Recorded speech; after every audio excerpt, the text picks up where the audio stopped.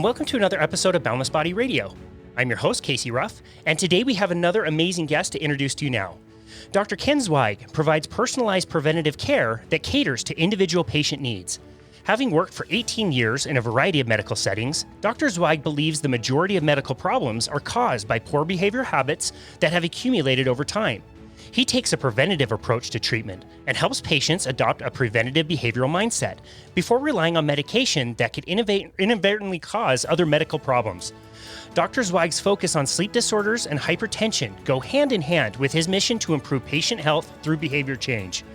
He also helps patients improve their overall mental and physical health through a holistic approach to treatment that focuses on nutrition, exercise, and managing stress. Dr. Zweig is an assistant professor at both Georgetown and George Washington University Medical Schools. Dr. Zweig has also served for 15 years at the General Medicine Internal Group, PC, in Arlington, and was on the board for the HealthConnect Accountable Care Organization. Dr. Zweig, what an honor it is to welcome you to Boundless Body Radio. Thank you so much for having me, Casey. I really appreciate being here. Totally an honor. We were just talking a little bit about skiing, and I was wondering if you had visited my neck of the woods, which is just on the outside of Salt Lake City, and it sounds like you've been here before. I have. I love it out there. It's just absolutely a fantastic place to ski. I just remember everyone always talking about Alta and how Alta was this place where it's the greatest place to ski. And you look at the map and you look at the numbers and you look at the slopes and you think, why? It can't be any better than anywhere else. And then I went there and finally got to experience Alta and realized what everybody was talking about. And the snowboarders out there are going to hate me saying this, but it really, really is a phenomenal, probably the best place I've ever been skiing. Oh, totally. Yeah. It's really a magical place. One of the ways that we can tell if somebody's a local or if somebody is not a local is if they call it Alta or Alta. Nope. It's weird. Locally, right. We all call it Alta. When I'm going to fully admit that's probably the wrong way to say it anyway. We just have a weird local draw that's kind of lazy. We also make it a habit on this show to really dissuade people to come to Utah because it's getting so busy around here.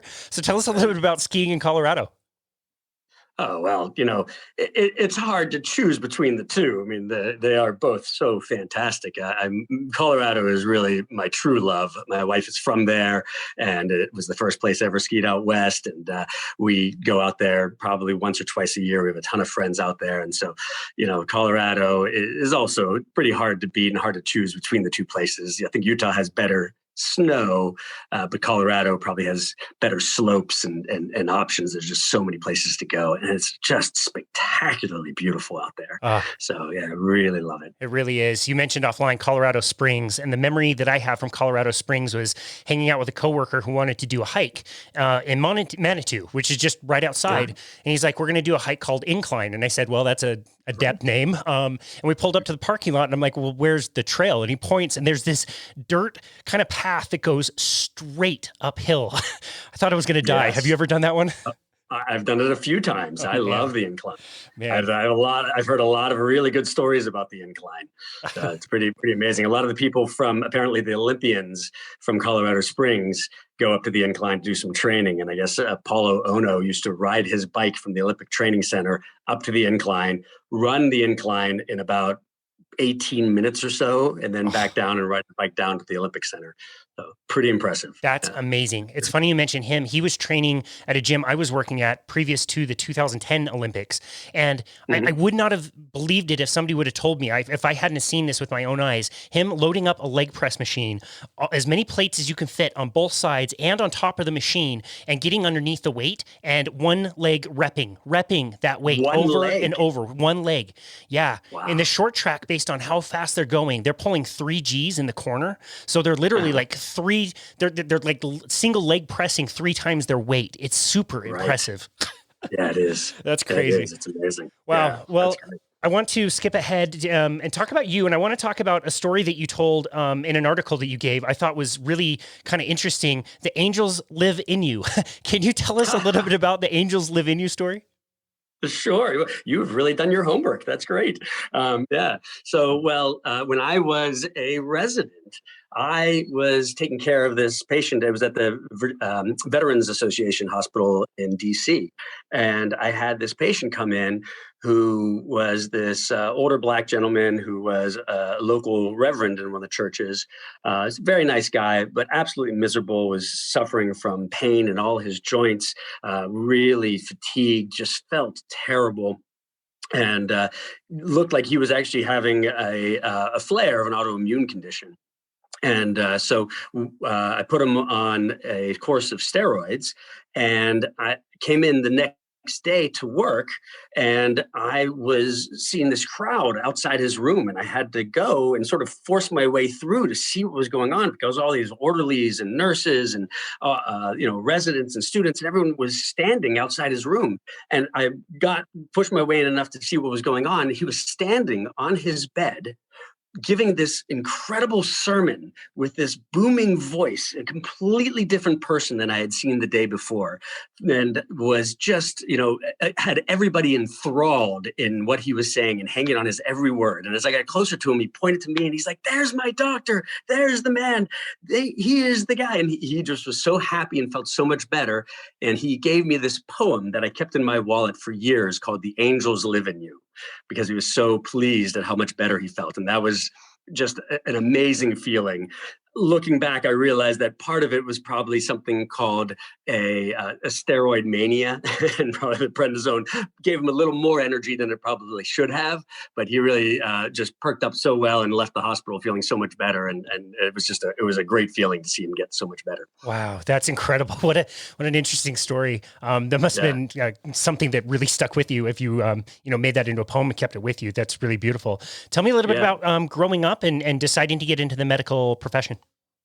Okay, yeah, sure. So I'm originally from Pittsburgh, Pennsylvania. So basically, I bleed black and gold. Go Pens! And Go Pens!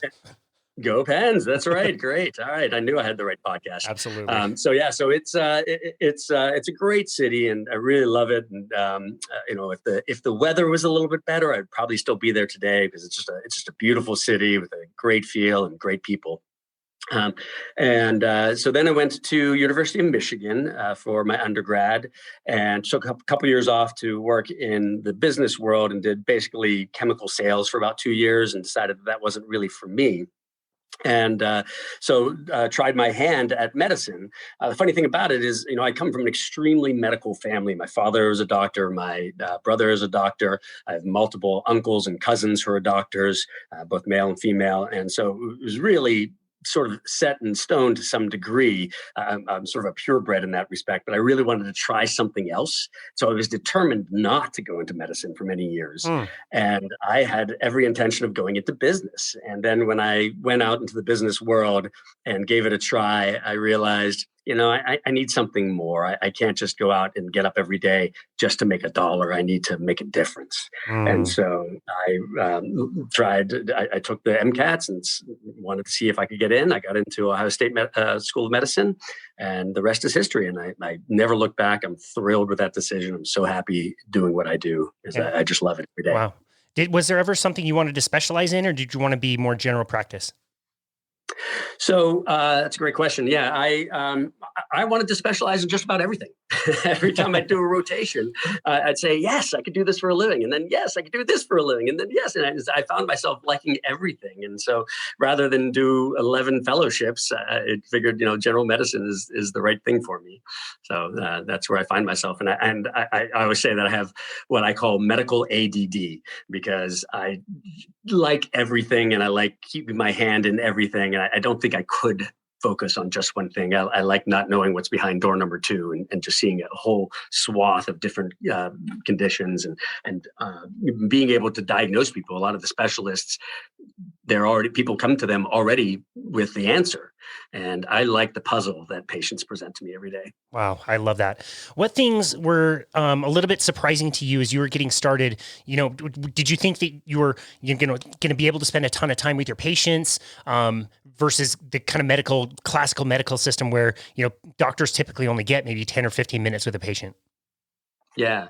Well, so It's hard to know when you're doing training. First of all, you really don't get, unfortunately, a really good sense of what the regular outpatient world is really like.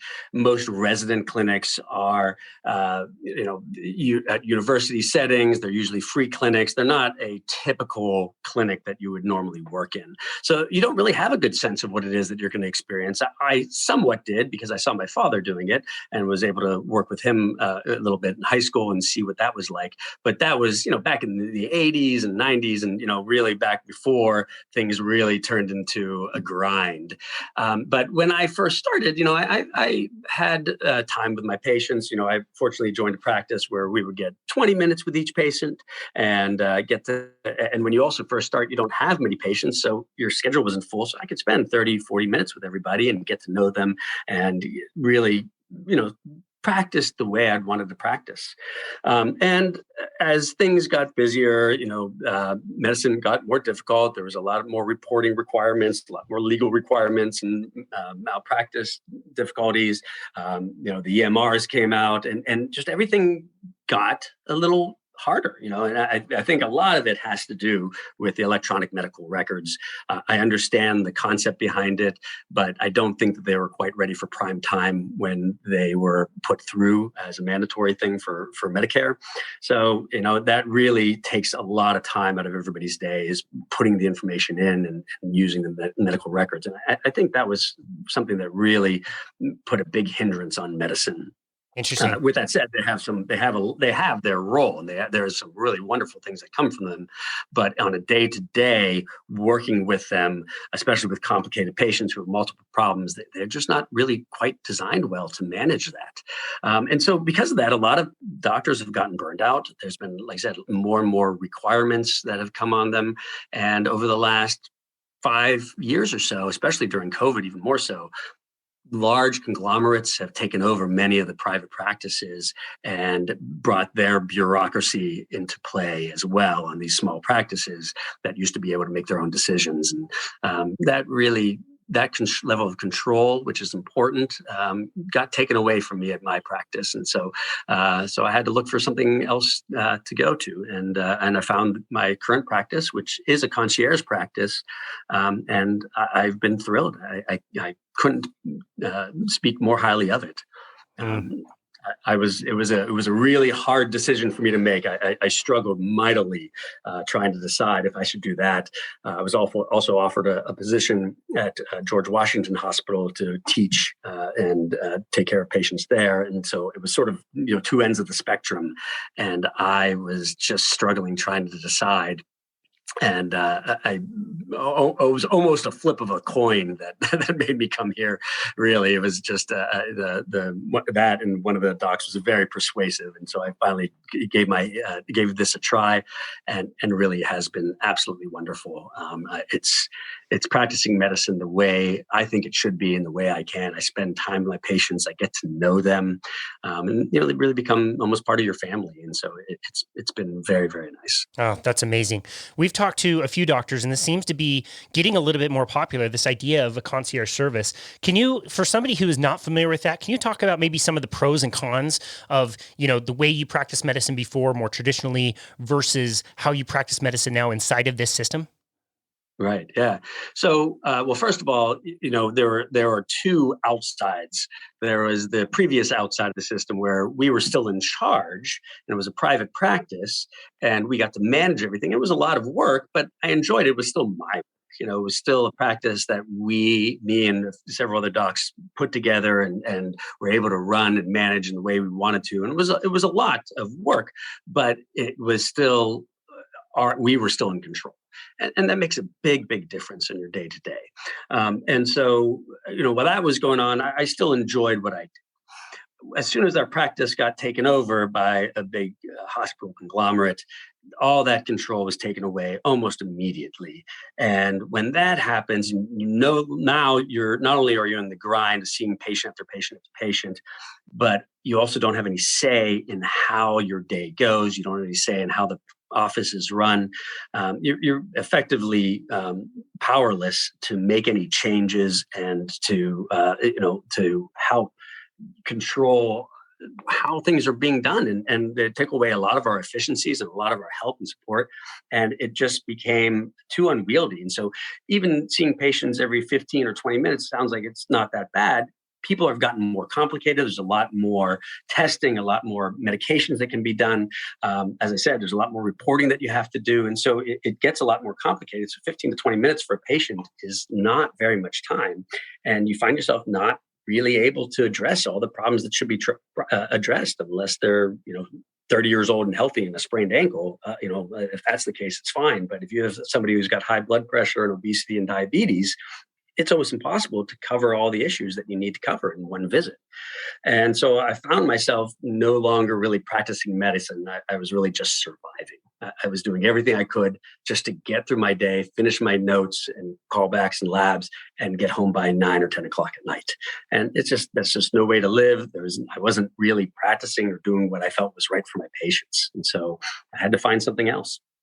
And so the benefits of where I am now are that, I have a half an hour, sometimes an hour, sometimes an hour and a half to see my patients. I have, an extraordinary amount of time to address all their problems in one visit, to take care of them. I have time to call them back, and I have staff that supports me, that they also have time to call and schedule people and call them back. I would say the communication is basically the key to good medicine, and communication takes time, and I just didn't have the time at my old practice, and now I do. I can counsel people. I can talk to them about what they should do.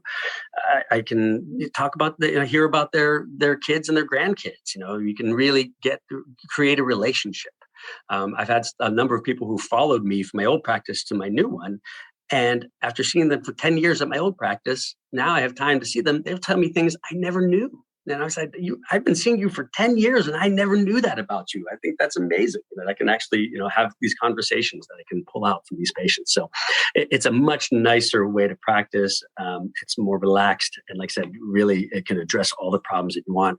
I can get people in on the same day. I have rooms so that if they are sick and need to be seen, a lot of times people complain that they can't get in for 2 to 3 weeks. Well, if you have a sprained or broken ankle or something, that doesn't do you any good. Here we can take care of that and see them on the same day. Wow. So there's a lot of really nice features about this practice. And we've done a lot of really great communications that have been born mostly out of COVID, but we hopefully will plan to keep that up. And so we're doing things like town halls where we're doing these Zoom meetings with specialists talking about all kinds of different problems. It started with COVID, and now we're moving on to all kinds of things like sleep and heart disease and, cancer screening conferences.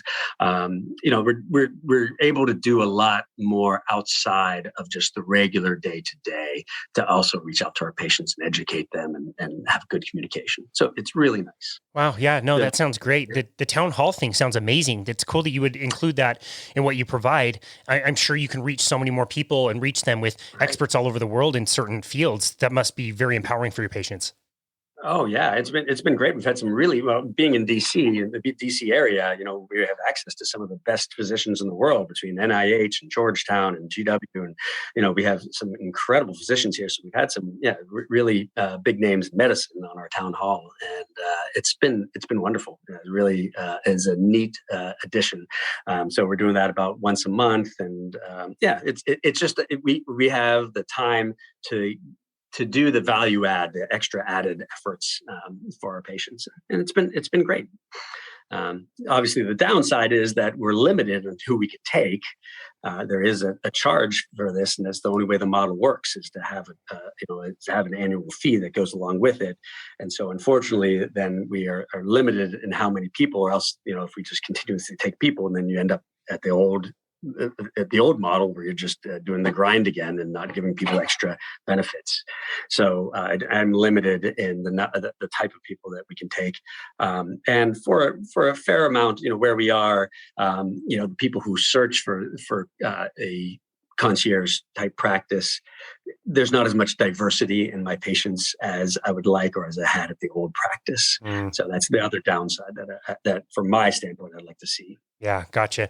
No, that's so interesting. I just thinking about the medical system and thinking about ways that, we can have win-win-wins in multiple columns, wins for the patient, wins for the doctors. That burnout story is just something we've heard so much of. And you're right, it's just Right. increased by so much in 2 years. I don't know how you guys are hanging on through all of this.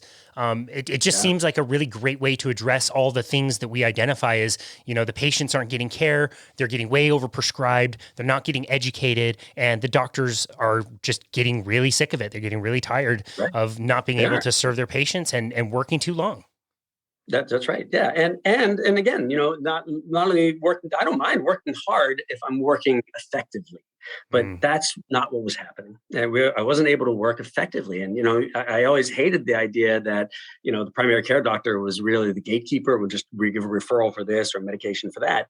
But when you only have 10 or 12 minutes to see somebody, that's all you really can do. And so when you have more time to see somebody, I I don't have to refer them out most of the time.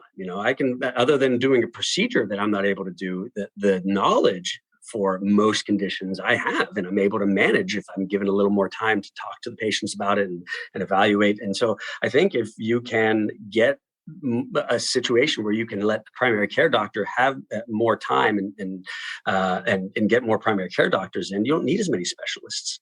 sure. Um, Sure. And I think another thing that must be a lot better is something you mentioned a lot, which is time. You're creating more time. Does that also create more time for you to stay up on the latest and greatest and stay educated on, what's going on in the latest research and improving ways to share things? Yes and no. So yes, it does give me more time for each patient to go and look something up, and sometimes I'll look things up with the patient to show them what I find, or say, hey, I don't know that. Let me look it up and see what you're talking about, or see what this could be. So I do have time for that. At the same time, since I have so many fewer patients, I'm not seeing as much diversity of conditions. So there are, before I was seeing so many different things in one day. I had a lot more experience of things that would be presented to me, and now it's more limited. So in some ways, I am able to read more, but read more about fewer conditions. So Gotcha. it's a mixed bag. Gotcha. Okay, this is probably a really good segue. You've mentioned the lack of diversity and the things that you see, and I want to set this up a little bit. I know, the model's a little bit different from what you're doing before, but what you're doing today. But in your career, like thinking back, even for what your father was doing, what he was seeing and treating in the 80s and 90s, what things changed along the line to now present a lack of diversity in the things that you see? I'm assuming that, chronic disease was probably not as big of a deal back in the 80s and 90s, or even at the start of your career, than it is today. Is that correct? Well, it's different. I mean, certainly chronic disease existed. There's plenty of diabetes and high blood pressure back then, but we've changed how we address it. What has changed is a lot of the treatments that we can do for a lot of the chronic conditions that we see, and people are living longer, so there is more chronic disease from that standpoint. That Mm, they're living longer with their chronic disease than they were before, because a lot more aggressive and have a lot more treatment options for many of the things we see. And one of the things that HIV used to be a death sentence, and now it is also a chronic disease. Diabetes, we didn't have much more than insulin, and now we have many, many very effective treatments for diabetes. And so complications from diabetes is actually quite rare in people who are compliant and have insurance. So the important caveats, but yeah, diabetes is an extremely treatable condition now. And so we still see mostly the same conditions that we were seeing before. We're just better at treating them. We also have the other thing is interesting is we have a lot more conditions than we had back in the 80s and 90s. mm, ADHD is everywhere now. It really wasn't a recognized thing before. Depression and anxiety is much more prevalent, but we don't know if it's actually much more prevalent because it's just more prevalent or because we're recognizing it more, and people are much more ready to talk about it and accept treatment for it. There's a lot of stigma around those that wasn't talked about before, but now people are much more willing to talk about it and know that treatments are available, so they're willing to come in for it. So there's a lot more conditions that we see. Irritable bowel was something that nobody ever talked about, and I always joke that it's the most common disease inside the Beltway here in DC.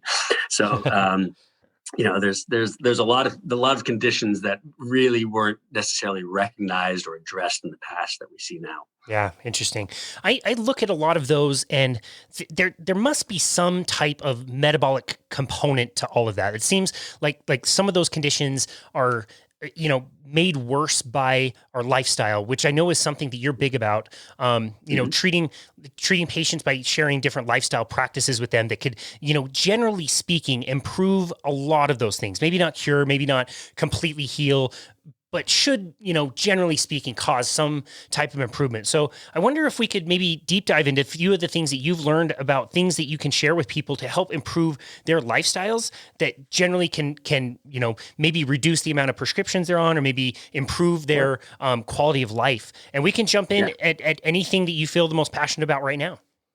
Okay. Yeah, that's great. And I agree with you 100%. It's really amazing. I always say that if everybody did everything they were supposed to, I'd probably be out of a job. But unfortunately, I have job security, I think. So because it's not going to happen anytime soon, because it's not easy to do the right things. And really, the majority of the things I see are probably either societal or personally induced, not intentionally, of course, but are caused by how we eat, how we work, and the stress that goes with it, how we sleep, and all that. And so it really all plays into it. And if we could do everything correctly, very, very a great deal of chronic disease would probably disappear. Not all of it, but a significant portion, probably the majority. So I always say that, after 20 years of practicing medicine, that I've learned that it really comes down to four things that are good, or create good health. And that's eat right, exercise regularly, get plenty of sleep, and don't be stupid, meaning don't smoke, don't do drugs, don't drink too much, do the right things on that part. So it really is just that simple, but it's not that simple. Being able to everyone knows those are the four things you should do. Getting yourself to do it is very, very hard, and that's where that's where behavior change, knowing how to address these issues, comes into play. Yeah, wow.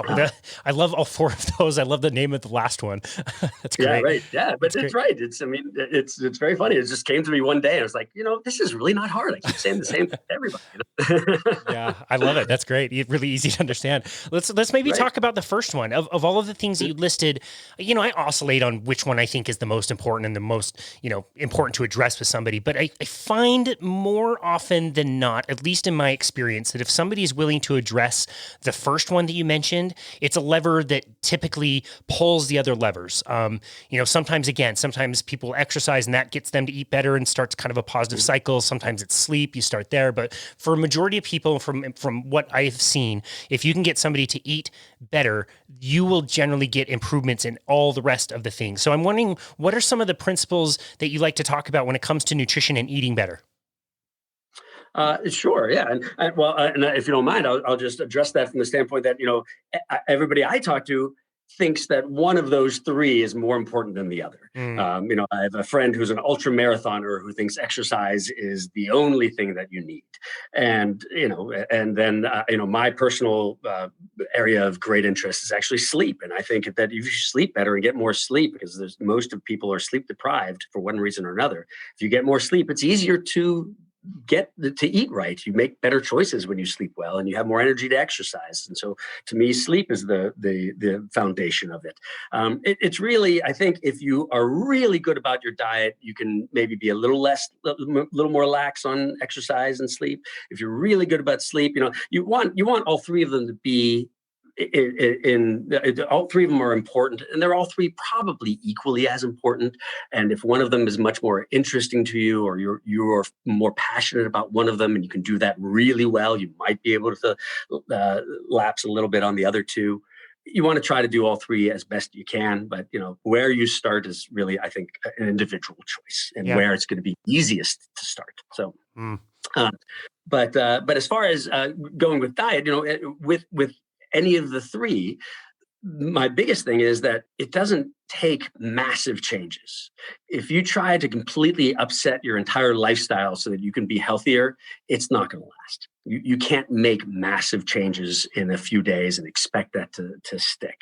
So going on a huge crash diet is going to last. Maybe it'll last 2 months or 3 months if you're really good. But you're eventually going to slip back to your old ways and gain all the weight back and go back to exactly what you were doing before. So it really is much better to make a little change. Small changes that you make every day over 365 days really adds up. So a cookie, a small apple is 100 calories. That's almost 37,000 calories a year if you make that small change and cut back that much one each day. And you're talking about nearly a month's worth of food in that respect. So you don't have to massively upset your entire lifestyle to make the changes that you want. So I always tell people, you want to set your goals low, make them reasonable. The biggest mistake that everybody makes is they have these grand goals that usually come out around January 1st or 2nd. And they say, this is the year that I'm going to completely change me. And they do it for 3 or 4 weeks, and then they stop. And it's very, very common. It's human nature to do that. And what you don't want to do is set the bar high and then get frustrated. It's much better to set the bar low, and so low that it's almost impossible not to meet it. And then be happy that you did it. So if you want to say, I'm going to have, one less cookie each day, if I'm having 2 cookies a day, or even one less bite of cookie, I'm going to leave a bite left each day. And then, a week later, do 2 bites left. Just cut it down by incrementally small amounts that make a difference. That can really help. 5 minutes of exercise. I have so many people that say they want to exercise for an hour and then they end up doing nothing. But I say, then don't set it for an hour. Do it for 5 minutes. 5 minutes is better than nothing. And more often than not, they can hit that. They feel good about themselves. And then they're out for 5 minutes. And they realize, I can do 7. I can do 10. And you slowly build that up. And it's a much better way to start if you set the goals low and build it up than setting them high and be frustrated.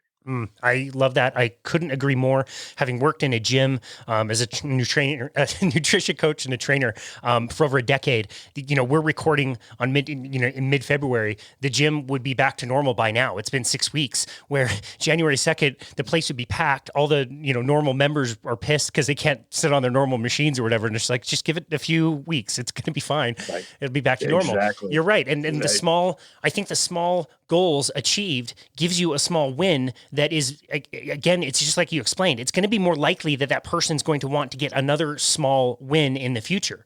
So right. I think that's great. When you look at what most of your patients are consuming as far as nutrition, what do you think would be, like, in your opinion, what is the biggest offender that you wish, the most people could avoid where possible? Like, if you had a magic wand and you could make one type of food or an ingredient or, one thing that you could get rid of that would improve the health of everybody, what do you think that one thing would be?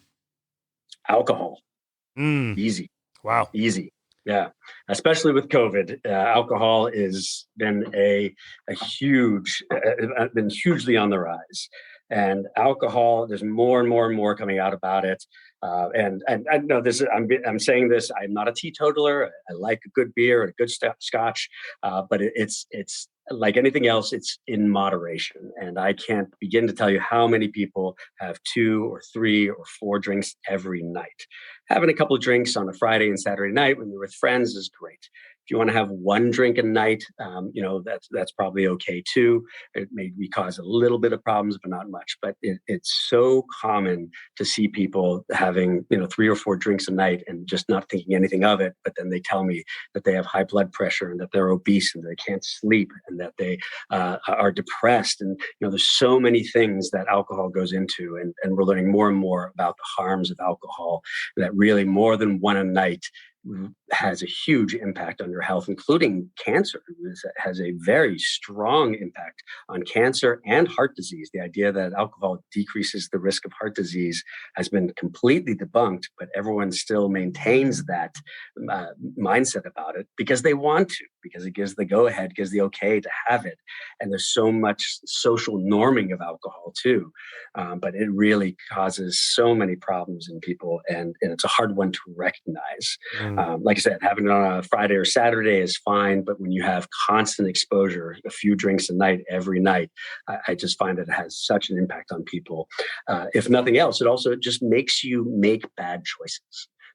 They're much more likely to have a dessert or have a few desserts or eat more if you've had a drink or two. And so alcohol is the number one thing that I try to talk to people about. And I might be losing some patients who were considering joining me after this discussion as part of the discussion. But it is not, you don't have to give it up entirely. You just want to be reasonable about it. So that's the big one. Yeah, that's great. No, it's probably something that's not talked about enough. I mean, Right. We're typically going after sugar or, all kinds of grains, especially processed grains, or, vegetable oils, getting into everything, soda, diet soda, whatever, all those chemicals. But that's, again, it's probably not talked about enough and something that we should be talking about more. So I think that's great. It's a great answer. Yeah. We talked a little bit about exercise. What are some of the guiding principles that you like to give for people as far as exercise goes? Yeah. So, you have to realize that, a lot of my patients come in and they really don't do any of the exercise. I have some people who are phenomenal shape who work out an hour every day. And then on the other end, I have people who are absolute, complete, total couch potatoes. And so what I tell people as far as exercise goes is that if you don't like exercise, then don't call it exercise. Movement is the key. Anything is better than nothing. And so if you want to take a walk, so many people say, well, I've been walking, but it's not really exercise. Well, yeah, sure it is. Walking absolutely is exercise. And if that's what you're willing to do, then that's it. They always ask me, what is the best exercise? And my answer is the best exercise is the one that you'll do. Because if somebody tells you that swimming is the best exercise and it's great for all your muscles and all your body, well, sure, okay, it's great exercise. But if you don't have a pool nearby or you hate swimming, you're not going to do it. It's not worthwhile. And if you hate exercise in general, then don't call it exercise, call it movement. Call it getting your sweat on, whatever you want to do, whatever it takes to get you out, doing anything. If you like bocce ball, that counts. You're not sitting and watching TV and eating bonbons. Anything that gets you moving in some way, it counts more than doing nothing. So again, it goes into the set the goals low, make it fun as much as possible, make it interesting, do the thing that you like or least dislike to get yourself to do it, and realize that when you do that, you're going to feel better. And I always try to take it from a positive light, that not, a lot of doctors say, if you don't exercise, you're going to die. Well, that doesn't motivate anybody. It just makes them more guilty about not exercising. So I always tell people, if you get out and do it, you do 5 or 10 minutes outside of walking, anybody can do that just about, you're going to feel better. You're going to feel better about yourself. Your mood's going to be better. You're going to have more energy. I mean, anything helps. And so it really, I try to always motivate from a positive standpoint and let them know that this is the way that if you do the right thing, your body will reward you. Yeah, no, I love that. I'm curious if you've had the same kind of experience that I have, where your understanding of the benefits of exercise kind of changes over time. For me, I always thought it had to be something that, made you into a big, hot, sweaty mess, and it had to be extremely difficult. And it was more like a weight control or body fat control kind of thing. And I don't think I appreciated how much exercise was really benefiting, mentally, emotionally, my body. I think a little bit more so than people thinking like the exercise has to be really hard and it's going to make you lose tremendous amounts of weight. Have you evolved also in thinking about the benefits of exercise? Absolutely. Oh my God. I the way I practice medicine and motivate people now compared to what I was when I came out of medical school, I'm unrecognizable. So I take such a much different approach because we don't get taught this stuff in medical school. And so, yeah, so I think the knowledge has changed. And I think we now know more so that even just walking absolutely is good for you and counts. You don't have to get your sweat on, which I don't know if that was so well recognized 20 years ago. But also, yeah, I used to be that doctor who said, you need to do 30 minutes a day, every, 4 days a week of hard exercise and get your heart rate up. Now I'm much more reasonable and realize that, anything counts. And if you're doing more than you were doing, that you got to pat yourself on the back and take it as a win and be happy about that. And so, yeah, sure, I'd love for everybody to do aerobic exercise and do weights and do stretching every single day. But I realize that I'm going to be wasting a lot of breath and a lot of time trying to get people to do that. So, yeah, totally. Totally. Yeah, I was lucky this morning. I was able to get in my morning skate and get trash talked by all my hockey buds. But I've been busy with clients, and the famous Utah powder is flying today. It's really snowy, and so I haven't been able to get out and get my walks outside like I normally would today. And I can tell you, like, it feels mentally different. I don't feel as good not having the sunshine and seeing the ducks by the lake and like getting that fresh air. It's so different. I think it can't be overstated how important walking is for us. I'm so glad you brought that up. Yeah. No, and once you get in a good habit of doing it, that's the hard thing, is creating new habits. Once you get in the habit of doing it, it gets addictive. You miss it. Not everybody, but it sounds like you do. I do. I know I have a lot of people who just once they get into the habit, they just love it. They feel better, and it can be addictive. Yeah, I couldn't agree more on the addictive part.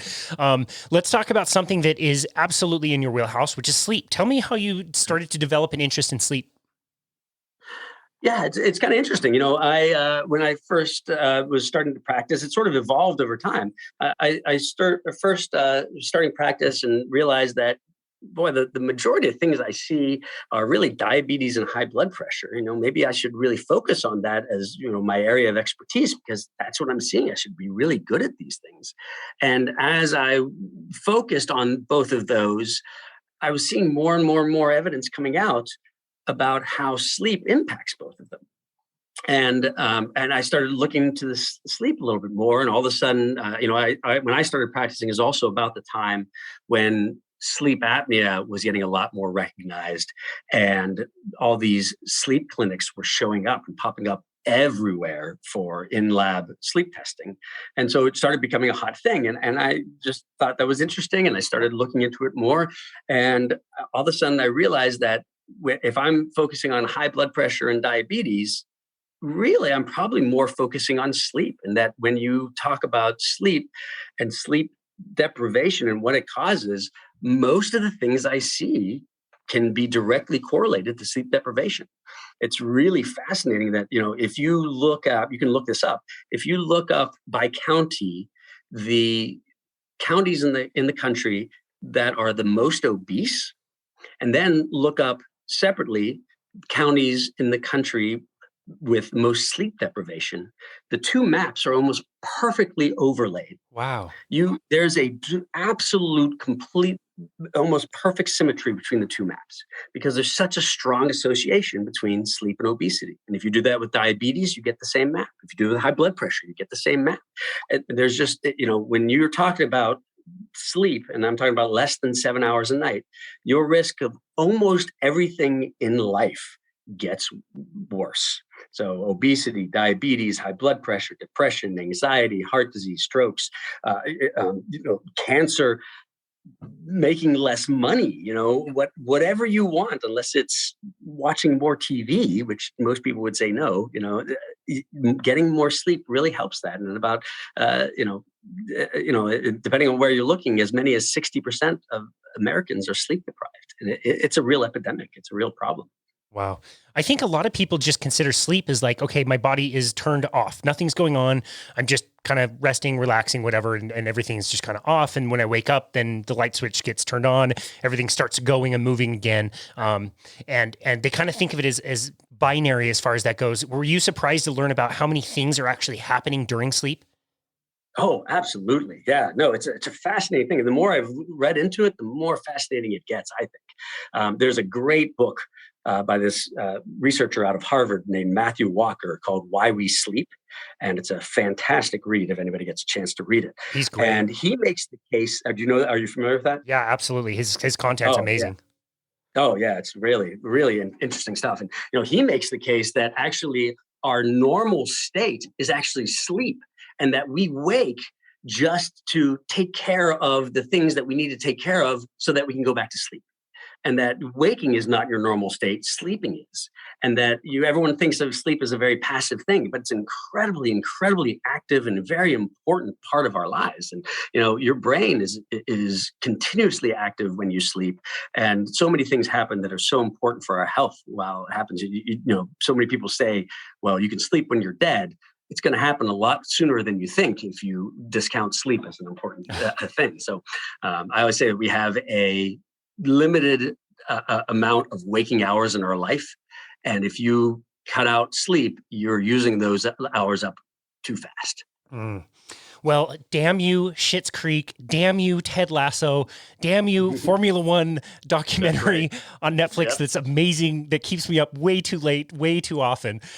Olympics. Olympics. I always suffer and sleep when the Olympics are on. Absolutely. Yeah. What can people be thinking about as far as, maybe let's call it sleep hygiene, the things that people can do to enable them not just to have their eyes closed for longer, but to get good quality sleep, to the point that they're treating their health with respect through sleep?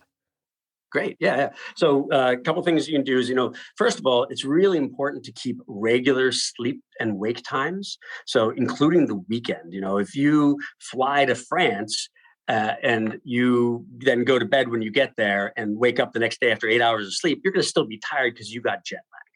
Well, if you go to bed usually at 10 p.m. during the week and then go to bed at 2 a.m. on the weekend, you basically just crossed 4 time zones. So even if you get 8 hours of sleep on that weekend, you're going to wake up more tired because it's called social jet lag. You've just screwed up your circadian rhythm.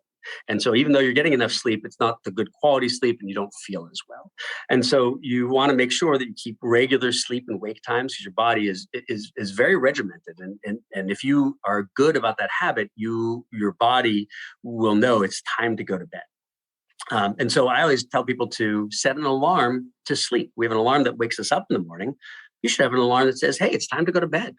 And if you have trouble with that or you ignore that alarm, and you're always watching TV or you're on the computer, set a timer on that. Have the TV turn off because you set a timer on the plug where the TV just automatically turns off. You might have to get up and turn it back on or take the remote and turn it back on. You can do that, but then you're taking that extra effort to do that. You have to take the action to stay up rather than allowing yourself to say, hey, all right, I know it's time. I'm going to go upstairs and go to bed. So that's important things. Again, you want to make it as easy on yourself to do the right things and as hard on yourself to do the wrong thing. The other things is sleep aids like Sominex or Benadryl or Ambien, alcohol, any of those things. No, those don't work. They will help you get to sleep, but they give you a drug-induced sleep. It's not real sleep. It's not the kind of sleep that your body needs. And so you are out, and so you think you're sleeping, but you're not getting the deep stages of the stage 3 and 4 and REM sleep that your body really needs.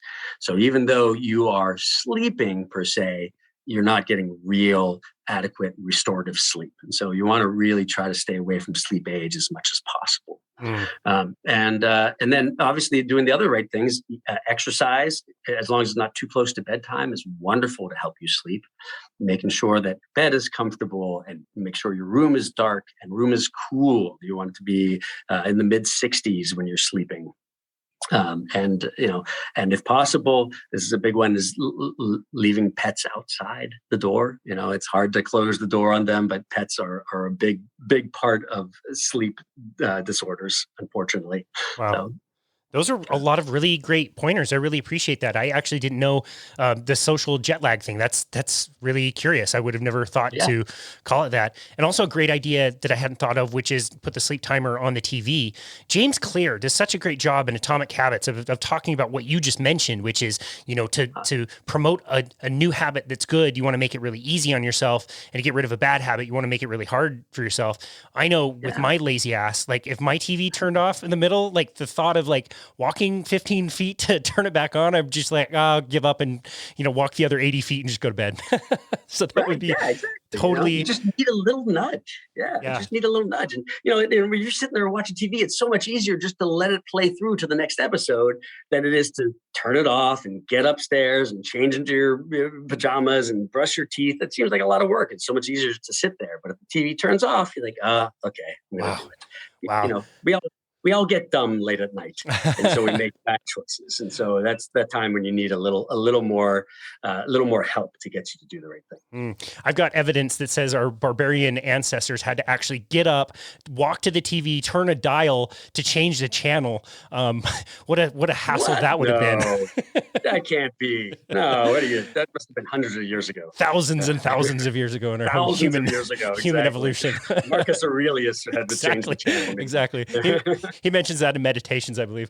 Right, exactly. So we've talked a lot about behavior change, and I know this is a huge area of passion for you. What other kind of behavior change techniques do you use with your patients that really helps create that lasting change and implement those new habits? There's so many. I try to make it patient specific because it can't be what I like. It's very funny because I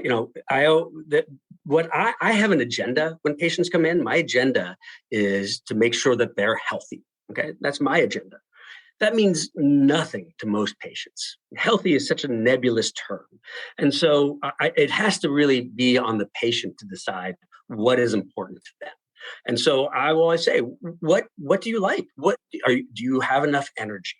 Do you want to do this because you'll save money? Do you want to do this because you want to be able to pick up your grandkids, or because you want to run a race with your son, or be able to ski with your daughter, or whatever it is? Find out what's important to the person and what's motivating them. And that's the most important thing. You need to make it personal, because my agenda doesn't matter for squat when I'm talking to somebody.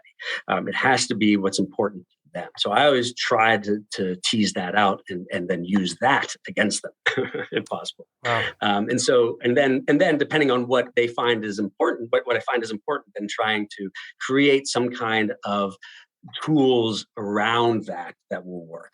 And there's all kinds. There's technology. Your phone can be an incredible distraction, but it can also be an incredible tool to help you create new habits if you use it in the right way. And there's a lot of websites that can help with that.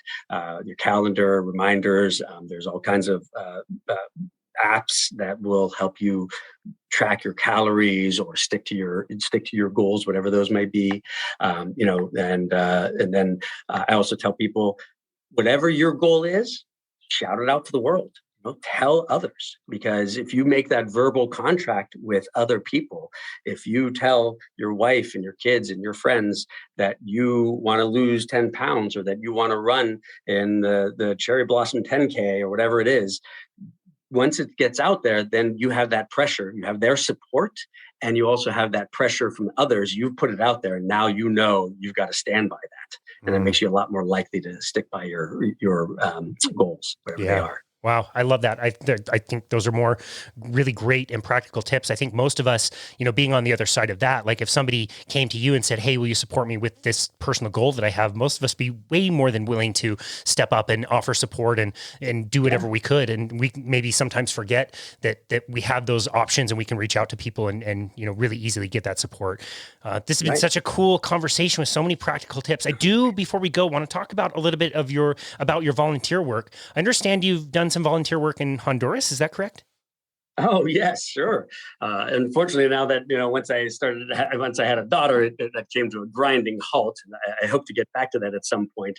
But for a number of years, I went with a local mission down to Honduras, to multiple different places. And we would go up into the mountains and provide healthcare for these indigenous people who, sometimes never even saw a doctor. And we would, in 1 week, take care of as many as 8,000 people Wow. with this huge group of doctors and physical therapists and nurses and opticians and dentists. And, we'd get just a great group of people to help provide as much care as possible. And it was just a fantastic experience. And I have to say, I always wondered who got more out of the trip, if it was more for me versus the people, the local Hondurans, because it was such a wonderful growth experience for me and everybody else who was down there to help them. So, but yeah, it's a fantastic opportunity to be able to do that and to see just this beautiful country that gets such a bad rap and is such a dangerous place right now, but has such beautiful and wonderful people, especially when you get out of the big cities. It's just a magical place. Wow. So it's unfortunate what they're going through right now, but it was really amazing to have the opportunity to be able to give them a little bit of care when I could. Yeah, that's amazing. Wow. Do you have any one like particular story that kind of stands out as something that really kind of changed your life, or somebody that you really helped out down there? Oh, wow. That's hard for me to say because we didn't have any follow up on any of them. We'd see them, and I was seeing about 100 people a day. I guess the biggest thing was just the children and how fantastic they were and how happy they were. And the best part of it for me was at every lunch, we'd get this little boxed lunch that would have some Oreos in it. And rather than eat the Oreos myself, I would give them to the local kids. And they would flock like 1,000 birds coming to descend upon you. And, just for these, 8 Oreos that I had. And it was just so much fun giving them out to the kids.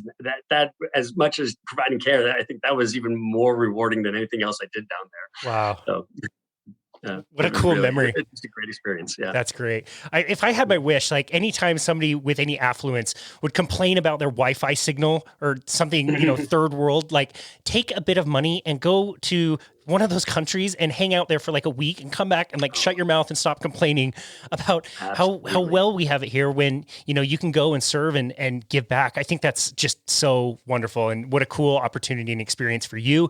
And also very cool that you recognize that, who got the most benefit, them or you. It's cool to know that it was mutually beneficial for everybody involved. Yeah, it's a wonderful experience. Yeah. Awesome. Well, this has been such an amazing conversation. If you had one thing that you would want the listener to take away from this conversation to apply into their lives, what would that one thing be?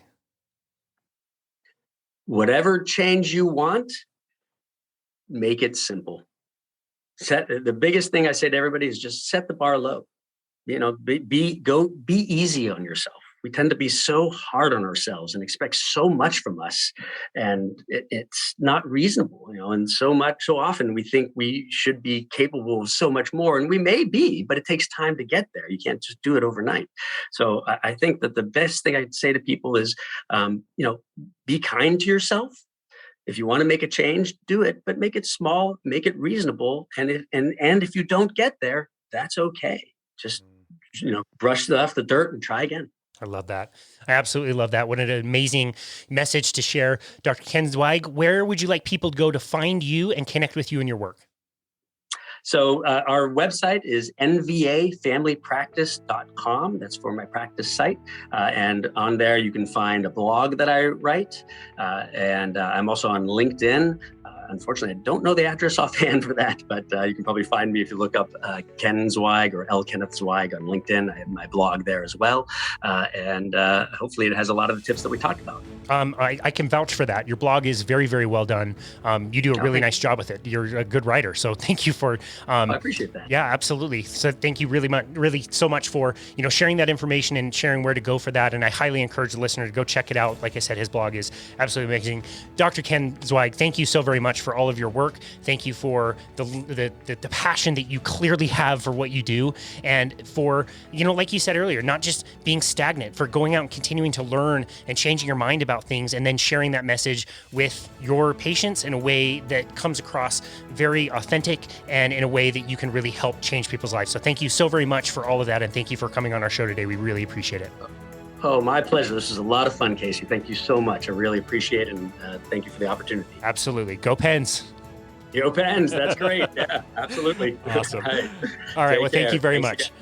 And this has been another episode of Boundless Body Radio.